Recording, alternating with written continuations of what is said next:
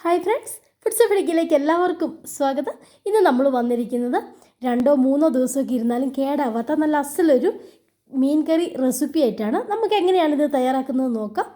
അപ്പോൾ ആദ്യമായിട്ട് നമുക്ക് ഒരു ചെറിയ പാത്രത്തിലേക്ക് മഞ്ഞൾപ്പൊടി, മുളക് പൊടി, ഇപ്പോൾ ഞാൻ എടുത്തിരിക്കുന്നത് കാശ്മീരി ചില്ലി പൗഡറാണ്, അതുകൊണ്ടാണ് ഇത്ര എടുത്തിരിക്കുന്നത്. നോർമൽ മുളക് പൊടിയാണെങ്കിൽ അത്ര എടുക്കണ്ട.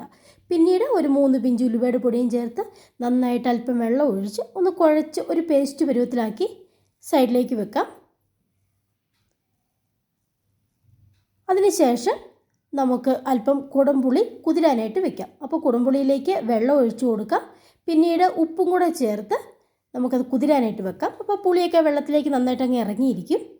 പിന്നീട് ഒരു പാത്രത്തിൽ ഒരു 3 ടേബിൾ സ്പൂണോളം വെളിച്ചെണ്ണ ചൂടാക്കണം. വെളിച്ചെണ്ണ തന്നെ എടുക്കണേ. അതിലേക്ക് കടുക്, അല്പം ഉലുവ, ഒരു 3 പിഞ്ചോളം ഉലുവ മതി. നമ്മൾ ഉലുവ പൊടിയും ചേർത്തിട്ടുണ്ടല്ലോ, അവിടെ ഇത്ര ഉലുവ മതി. പിന്നീട് ഇതിലേക്ക് വെളുത്തുള്ളി ചതച്ചത്, ഇഞ്ചി ചതച്ചത്, പച്ചമുളക്, ഇത്രയും നമുക്കൊന്ന് വഴറ്റിയെടുക്കാം. അപ്പോൾ വെളുത്തുള്ളി ഇഞ്ചിയൊക്കെ അല്പം കൂടുതൽ വേണം.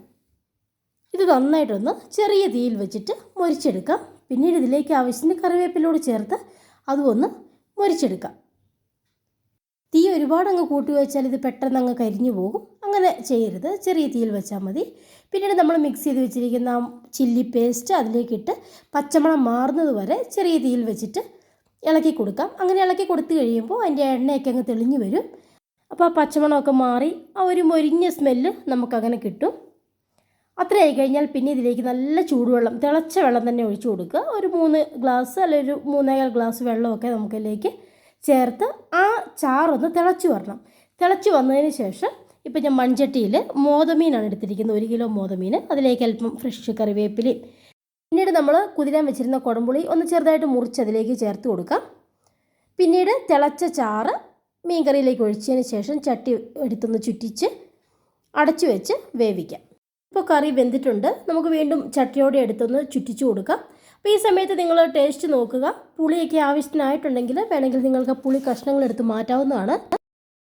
പിന്നെ നമുക്ക് ഫ്ലെയിം ഓഫ് ചെയ്തതിന് ശേഷം ഇതങ്ങ് അടച്ചു വെക്കാം. ആ തിളയൊന്ന് അടങ്ങി വരട്ടെ. കണ്ട് ഇതുപോലെ തിള അടങ്ങി വന്ന ശേഷം നമുക്ക് പച്ച വെളിച്ചെണ്ണ ഇതിലേക്ക് ഒഴിച്ച് കൊടുത്ത് പെട്ടെന്ന് തന്നെ ഇതങ്ങ് അടച്ചു വെക്കാം. അപ്പോൾ ഒരു 5 മിനിറ്റിന് ശേഷം നമുക്കിത് സെർവ് ചെയ്യാം. അപ്പോൾ ഇത്രയേ ഉള്ളൂ. കപ്പയുടെയൊക്കെ കൂടെ കഴിക്കാൻ പറ്റുന്ന, പെട്ടെന്ന് കേടായി പോവാത്ത അടിപൊളി മീൻകറി തയ്യാറായിട്ടുണ്ട്. നിങ്ങൾക്ക് എല്ലാവർക്കും ഈ വീഡിയോ ഇഷ്ടമായെന്ന് കരുതുന്നു. ഇഷ്ടമായെങ്കിൽ like, share and subscribe. By.